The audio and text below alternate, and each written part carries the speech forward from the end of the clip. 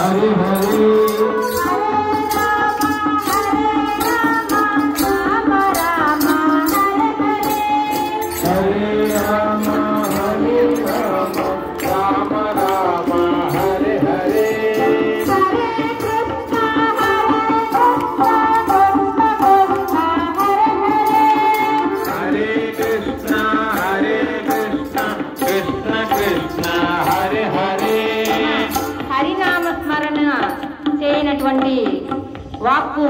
వాక్కే కాదు, హరినామ స్మరణ విననటువంటి చెవులే కాదు.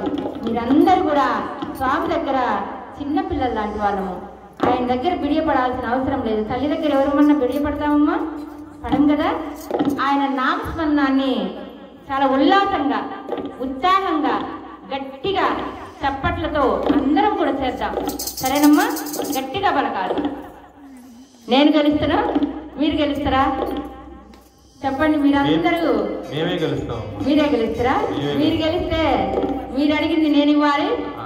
నేను గెలిస్తే నేను అడిగింది మీరు ఇస్తారమ్మా? తగ్గేదే లేదమ్మా. అమ్మా ఇస్తారా? నేను అడిగింది ఇస్తారా? ఖచ్చితంగా ఇస్తాం. నేను గెలిస్తే నేను అడిగింది మీరు ఇవ్వాలి.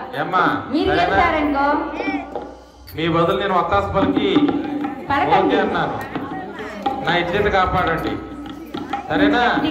స్వామివారి సన్నిధిలో ఈ గంట సేపు మొత్తం మర్చిపోయి తన్మయత్వంలో ఆయన సేవలో ఉందా? సరేనమ్మా? అందరూ కూడా మాతృమూర్తులు, అలాగే పెద్దలు, ఇక్కడ ఉన్న వారందరూ కూడా సర్వం తెలిసినటువంటి పెద్దలు అందరూ కూడా గట్టిగా నామాన్ని పలుకుదాం. చెప్తండి. హరే రామ హరే రామ